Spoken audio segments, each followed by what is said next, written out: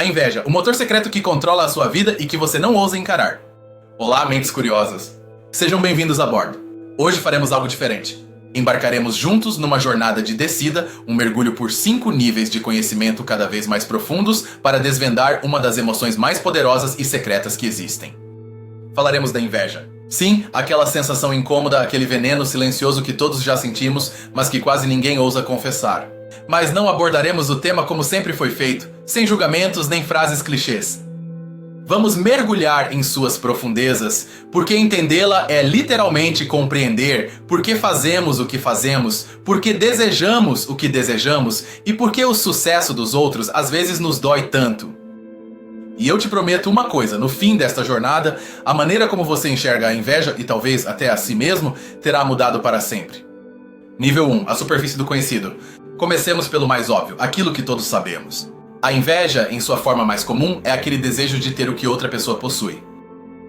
Em outras palavras, você vê o carro, o trabalho, o parceiro ou o talento de alguém e uma vozinha dentro de você sussurra: eu quero isso. É uma base com a qual todos podemos nos conectar? Outro aspecto que reside nesta superfície é o jogo da comparação constante. Hoje em dia, isso se tornou o nosso pão de cada dia, especialmente com as redes sociais, que funcionam como uma vitrine infinita das vidas supostamente perfeitas dos outros. E isso afeta nosso comportamento diário de formas muito sutis? É aquela pequena pontada de amargura que você sente ao rolar as histórias do Instagram, aquele micro momento em que a felicidade alheia te faz sentir um pouco pior em relação à sua própria vida. O exemplo mais universal é ver as fotos espetaculares das férias de um amigo. Você fica feliz por ele, claro, mas se for totalmente honesto, também sente um clique doloroso, uma comparação instantânea que te rouba um pouquinho da sua própria paz. E um terceiro fato básico que todos reconhecemos: a inveja quase sempre vem acompanhada de um sentimento de injustiça. Não é apenas ele tem e eu não, é porque ele tem e eu não. Não é justo. Mas de onde vem esse sentimento tão universal? Sua origem é incrivelmente antiga, uma herança da nossa evolução. Pense bem, para os nossos antepassados, comparar era sobreviver. Imagine 2 humanos primitivos. Se um percebia que a caverna do seu vizinho era mais segura ou que ele havia caçado mais, aquela pontada de inveja não era um pecado, era um alarme. Um sinal que o impulsionava a buscar melhores recursos para não ficar para trás e perecer. Era um motor de sobrevivência. Assim, tudo isso que comentamos, o desejo, a comparação, a sensação de injustiça, é apenas a ponta do iceberg. É o que a inveja parece ser à primeira vista. Mas se isso é o que vemos na superfície, que motores secretos a impulsionam por baixo? Nível 2, os mecanismos ocultos. E aqui surge a primeira grande revelação. A inveja não se trata realmente de desejar o que o outro tem. Ela é sobre a dor que você sente ao perceber algo que, em seu íntimo, você acredita que lhe falta. Isso é fundamental, porque muda o foco por completo. O problema não é a outra pessoa e o seu sucesso. A inveja é um espelho. Um espelho doloroso que aponta para um vazio ou um desejo insatisfeito na sua própria vida. E saber disso tem uma aplicação dupla incrível. Pelo lado da oportunidade, se a inveja é um espelho, então também é uma bússola? Ela está te direcionando diretamente para aquilo que você valoriza de verdade, mas que ainda não teve coragem de perseguir. Por exemplo, se você sente inveja de um amigo que largou o emprego para viajar pelo mundo, talvez essa inveja não seja sobre as fotos dele na praia. É um sinal de que sua alma está te pedindo aos gritos mais liberdade e aventura. Mas no outro lado da moeda está o risco. Se você não usar a inveja como uma bússola, ela se torna uma âncora. É uma bandeira vermelha que te avisa que você pode estar entrando em uma espiral de ressentimento que te levará à autodestruição. Um exemplo claro desse risco é quando você começa a criticar ou a minimizar o sucesso de um colega no trabalho. No fundo, essa crítica não se refere aos méritos dele, mas à sua frustração. E a longo prazo, ela só prejudica a sua própria reputação e bem-estar. Tudo isso é governado por uma regra invisível que o nosso cérebro executa sem que percebamos. É a regra da comparação social. Esta regra é como um programa instalado em nosso cérebro há milhares de anos. Sua única função é medir constantemente nosso valor e posição dentro do nosso grupo social. Estou seguro? Sou importante? Estou ficando para trás? Funciona em piloto automático. Você vê isso todos os dias. Você estava perfeitamente feliz com o seu celular, ele funcionava maravilhosamente bem. Mas, de repente, seu amigo compra o último modelo e agora o seu parece velho e lento. Nada mudou no seu celular, a única coisa que mudou foi o seu ponto de comparação. E para entender a sua estrutura interna, os psicólogos fazem uma distinção crucial. Há 2 tipos de inveja. Uma é a inveja benigna, que é mais parecida com a admiração. Ela te inspira e te motiva a melhorar. A outra é a inveja maliciosa. E essa está conectada a um curioso erro de programação do nosso cérebro, um viés cognitivo. Ela é chamada de falácia do jogo de soma zero. Esse erro de fábrica é a crença totalmente ilógica de que o sucesso dos outros é limitado como se fosse um bolo. Se alguém pega um pedaço grande, você fica com um menor. A mente que pensa assim acredita que para você ganhar o outro tem que perder. Mas podemos combater isso ativamente. Existe uma estratégia mental poderosíssima que consiste em praticar o que na psicologia budista se chama mudita, que poderíamos traduzir como alegria solidária ou alegria empática. É um treinamento. Quando você reconhecer a pontada da inveja maliciosa, pare e busque ativamente uma razão para se sentir feliz pelo sucesso dessa pessoa. No começo é difícil, mas é como um músculo. Com o tempo, você reconfigura a resposta automática do seu cérebro. Inclusive, o medo da inveja alheia moldou costumes em todo o mundo. Pense no conceito do mal olhado ou nas pessoas que evitam compartilhar boas notícias por via das dúvidas. É uma sabedoria popular muito antiga.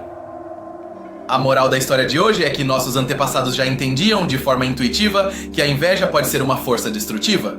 Estar consciente disso nos ajuda a manejá-la com mais cuidado, tanto quando a sentimos, quanto quando a provocamos em outros. E se tivermos que extrair a principal lição para a vida real de todo este nível, a ideia mais importante a lembrar é esta. A inveja nunca fala sobre a outra pessoa, ela fala sobre você mesmo. Então, no seu dia a dia, da próxima vez que a sentir, em vez de se obcecar com a outra pessoa, use-a como uma ferramenta de diagnóstico. Faça a si mesmo a pergunta: o que esta emoção está me dizendo sobre o que eu realmente desejo ou preciso na minha vida agora? Entender isso é incrivelmente libertador. Transforma o que parecia ser um veneno em um remédio, em um guia para o autoconhecimento. O poder que isso te dá é imenso. Mas se você achava que já tínhamos clareza, prepare-se, porque aqui a história se transforma em um verdadeiro caos. Nível 3, o caos da realidade. Entramos nos grandes debates. E a primeira grande controvérsia é esta: a inveja é sempre algo ruim? Ou é às vezes uma força necessária para o progresso? Por um lado, temos aqueles que, desde a filosofia antiga até a religião, a consideraram um pecado capital, uma emoção corrosiva que destrói a alma. Por outro lado, temos sociólogos e historiadores que argumentam que a inveja direcionada aos poderosos é o motor das revoluções e da luta por justiça social. O que está em jogo neste debate é fundamental. É o conflito entre a busca pela paz interior pessoal, que implicaria erradicar a inveja, e a luta por um mundo mais justo, que muitas vezes se alimenta da indignação que nasce da própria inveja. E aqui precisamos desafiar uma crença popular muito difundida, a ideia de que, se você se esforçar o suficiente, não terá motivos para invejar ninguém. Essa ideia ignora por completo as desigualdades iniciais, os privilégios e as barreiras invisíveis que existem na sociedade. Isso nos leva a desmistificar um mito que adoramos acreditar, o mito de que só pessoas inseguras, medíocres ou más sentem inveja. É uma mentira reconfortante. A razão psicológica pela qual nos apegamos a esse mito é que ele serve como um mecanismo de defesa. Se rotulamos aqueles que sentem inveja como perdedores, nos distanciamos da verdade incômoda de que nós também a sentimos. É uma forma de proteger a nossa própria imagem. E isso nos imerge em um paradoxo fascinante do nosso tempo. Nossa cultura, através da publicidade e das redes sociais, nos bombardeia incessantemente com mensagens para que nos comparemos, para que desejemos mais, para que busquemos o sucesso visível. E, no entanto, ao mesmo tempo, condena e estigmatiza a emoção mais natural que esse sistema produz, a inveja. Isso se converte em um dilema quase filosófico sem uma solução fácil. Como construímos uma sociedade que valorize a ambição e o progresso sem que seus cidadãos sejam devorados pela insatisfação e pela comparação constante? Não há uma resposta simples. De um ponto de vista crítico, devemos ter cuidado com o uso superficial do conceito de gratidão. Às vezes, o conselho de simplesmente seja grato pelo que você tem é utilizado como uma forma de silenciar a indignação legítima diante de uma injustiça real. E aqui vai uma objeção ética que poucos questionam. A forma como a nossa economia capitalista não só tolera, mas celebra e utiliza a inveja. Grande parte do marketing não vende um produto, vende a promessa de que, ao tê-lo, você será invejado. Vendem a inveja alheia como um artigo de luxo. A outra controvérsia que sempre gera confusão: inveja e ciúme são a mesma coisa? A resposta é um sonoro não, e a diferença é crucial. Embora no passado as palavras fossem usadas de forma mais intercambiável, a psicologia moderna é muito clara. O ciúme é o medo de perder algo que você já possui, tipicamente em um relacionamento. A inveja, por outro lado, é a dor de não ter algo que outra pessoa possui. Um é o medo da perda, o outro é a dor pela carência. Todo esse caos conecta a inveja diretamente com a condição humana. Somos talvez os únicos animais do planeta capazes de sentir inveja por algo abstrato como o reconhecimento profissional ou o talento artístico de outra pessoa. Ela está ligada à nossa capacidade de imaginar outras vidas possíveis. E este é o problema fundamental que nos gera como espécie. Essa habilidade de imaginar e comparar nos condena a um estado de insatisfação quase perpétua. É uma das fontes mais profundas do sofrimento humano. Como você pode ver, a inveja não é uma simples emoção negativa. É um campo de batalha moral, um paradoxo social e um dilema psicológico sem respostas claras nem lados definidos. Você sobreviveu ao caos. Agora é hora de ver os detalhes que separam os curiosos dos verdadeiros entendedores? Nível 4. Conhecimento especializado. Entramos nos segredos de nicho. E o primeiro é uma palavra alemã que não tem uma tradução exata, mas que todos nós já sentimos. Schadenfreude. Schadenfreude é, literalmente, a alegria que se sente pela desgraça alheia. E o fascinante é que a neurociência descobriu que quando sentimos inveja maliciosa de alguém e essa pessoa falha, nosso cérebro ativa os centros de recompensa. Ele sente um pequeno prazer. A analogia é a seguinte: imagine que seu cérebro, ao sentir inveja, processa essa sensação na mesma área que a dor física. Pesquisadores do Japão descobriram isso usando ressonâncias magnéticas. Sentir inveja intensa é para o seu cérebro como receber um golpe. Literalmente dói. Agora falemos de uma figura-chave, mas muitas vezes esquecida neste tema, o filósofo dinamarquês do século XIX, Søren Kierkegaard.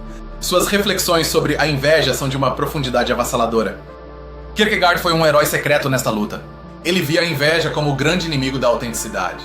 Argumentava que quando invejamos, deixamos de construir nosso próprio ser, nossa vida única, para começar a viver em uma reação constante à vida dos outros.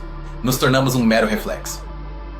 Existe também uma teoria alternativa, quase rebelde, que propõe a possibilidade de sociedades livres de inveja. Alguns antropólogos sugerem que certas tribos de caçadores-coletores, com estruturas sociais extremamente igualitárias e uma forte ênfase em compartilhar, conseguiam minimizar a inveja até quase fazê-la desaparecer.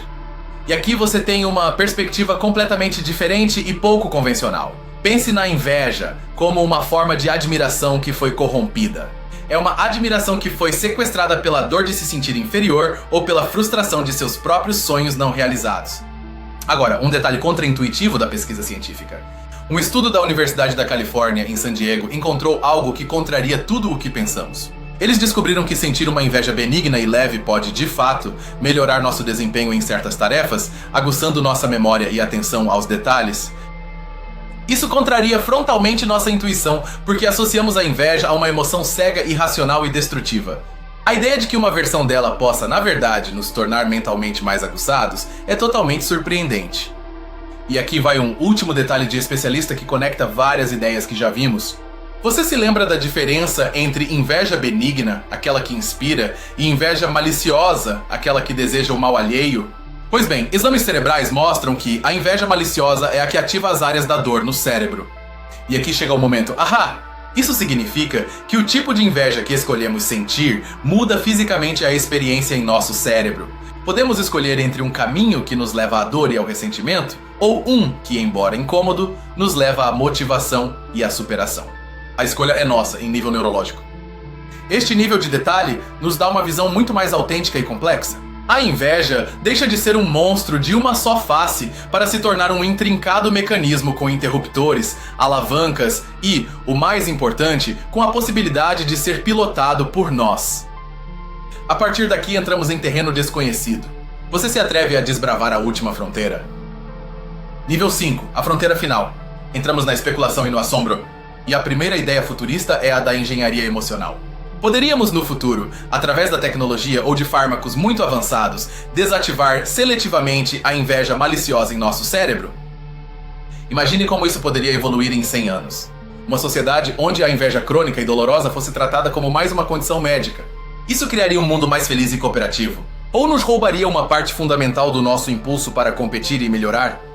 E é aqui que a ciência se depara com seus limites. A neurociência pode nos dizer quais interruptores se acendem no cérebro quando sentimos inveja, mas não pode nos dizer se devemos apagá-los ou qual é o significado último dessa experiência. Quando a ciência se detém, a filosofia assume o comando. A pergunta deixa de ser o que é a inveja e passa a ser para que serve a inveja na grande história da consciência. É um simples erro evolutivo ou tem um propósito mais profundo? Isso nos leva a uma implicação filosófica vertiginosa. Se a inveja, como vimos, nasce da comparação e da consciência de um eu separado dos outros, então a cura definitiva para a inveja poderia ser a dissolução desse eu do ego. Uma ideia central em tradições como o budismo. E se a inveja não for mais do que um sintoma da doença de ter um eu? Essa pergunta se conecta diretamente com o futuro da humanidade.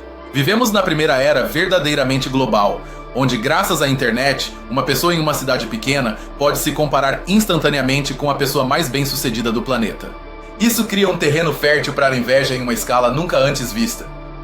Por isso, aprender a gerenciar a inveja em nível global, a inveja entre nações, entre classes sociais, entre culturas, poderá ser uma das chaves para evitar conflitos massivos e para podermos cooperar na solução dos grandes problemas que enfrentamos como espécie.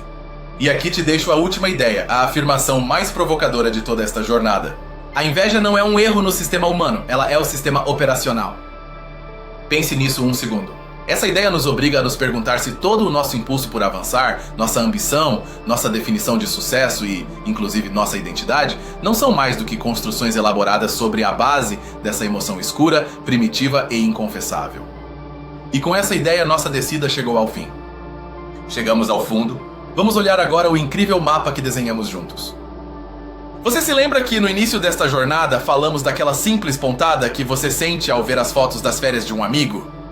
Aquela sensação tão familiar, tão comum e em aparência tão superficial. Agora coloque essa ideia em contraste direto com a última que acabamos de explorar. A possibilidade de que essa mesma pontada seja uma peça fundamental do sistema operacional da consciência humana. Uma força que, em escala global, poderá influenciar o futuro da nossa civilização. Passamos de ver a inveja como um pequeno e vergonhoso segredo pessoal a compreendê-la como uma bússola para o autoconhecimento, um complexo campo de batalha social e uma das perguntas filosóficas mais profundas sobre quem somos. Qual ideia de toda esta jornada te impactou mais? Foi descobrir que a inveja ativa as mesmas zonas do cérebro que o dor físico ou a revelação de que ela pode ser seu melhor guia para descobrir o que você realmente valoriza na vida? Seja qual for a sua resposta, quero te agradecer de coração pelo seu tempo, sua atenção e sua coragem ao me acompanhar nesta exploração. Eu adoraria ler as suas próprias reflexões nos comentários. Este é o tipo de tema que se enriquece enormemente quando o transformamos em uma conversa. Se você se apaixona por esses mergulhos no fundo do conhecimento para entender o mundo e a si mesmo, inscreva-se e ative as notificações para não perder a próxima jornada. E se você acredita que este vídeo pode mudar a perspectiva de alguém que você conhece, compartilhe-o. Continue questionando, continue explorando, porque a resposta mais fascinante está sempre um nível abaixo. E você, o que fará da próxima vez que sentir essa pontada?